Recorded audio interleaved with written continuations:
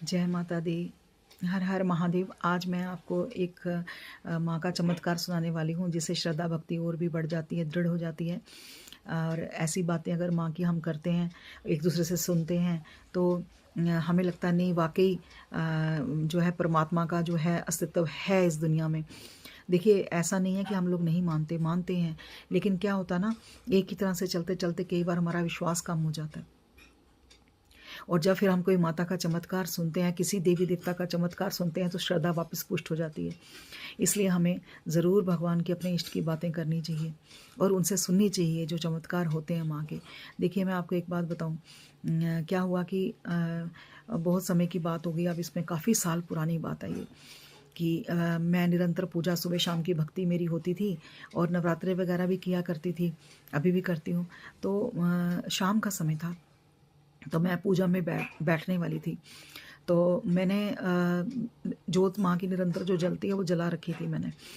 तो क्या हुआ कि शाम के समय में आई अचानक, पता नहीं मुझे कुछ समझ नहीं आया कि मैंने देखा कि जो दीपक है उसमें थोड़ा सा तेल कम पड़ गया। तो मैंने यूँ ही हाथ किया, क्योंकि साइड पे ना एक गंगा जल की बॉटल रखी रहती थी और वैसी सेम बॉटल जो थी वो एक वो तेल की भरी रहती थी, और दोनों बॉटल्स एक ही शेप में थी। तो मैं बैठी मंदिर में और मैंने ना जाने ध्यान नहीं दिया, मैंने वो बोतल उठाई और दीपक में तेल डाल दिया। और उस समय क्या है कि मेरे जो विष्णु भगवान के पास भी एक दीपक जला करता था, मैंने उसमें भी डाल दिया, माता रानी की दीपक में भी डाल दिया, एक हनुमान जी के पास मेरा ना जोत जलती थी, तो मैंने हनुमान जी के वहाँ भी डाल दिया, दीपक में ना भर दिया उसको। तीनों दीपक मैंने फुल कर दिए तेल से और बॉटल रख दी और मैं बैठ गई। मैंने कहा मैं पूजा करती हूँ। ना जाने क्या हुआ कि मेरे को एकदम ध्यान आया कि मैंने ये क्या किया। मैंने तेल के बदले गंगा जल डाल दिया था सब में। मैंने तीनों के तीनों दीपक में गंगा जल डाल दिया था और मैंने कहा हे भगवान, ये मैंने क्या कर दिया। तो अब मैं उनको वापस मैंने वो गंगा जल हटाया नहीं और मैं भी बैठ गई। मैंने कहा कि माँ, मैंने तो डाल दिया, ये तेरी मर्जी से हुआ है, क्योंकि मेरे ध्यान रखने के बावजूद भी ये चीज़ हुई है, ये आपकी मर्जी से हुई है बात। अब मैं इसको ना हटाऊंगी नहीं। अब मैं देखती हूँ ये कब तक तुम जलाती हो, आज तो मुझे दर्शन दे दो, आज तो मुझे दर्शन दे दो। बस वो भगत की जो जिद होती है ना, मैं वैसे ही बैठ गई। मैं माँ से कई बार बहुत जिद करती हूँ। जैसे कई भगत होते हैं ना, माँ से जिद करके बैठते हैं, अपनापन होता है तो कई बार रो भी लेते हैं माँ के आके। तो मैंने कहा मैं नहीं हटाऊंगी आज।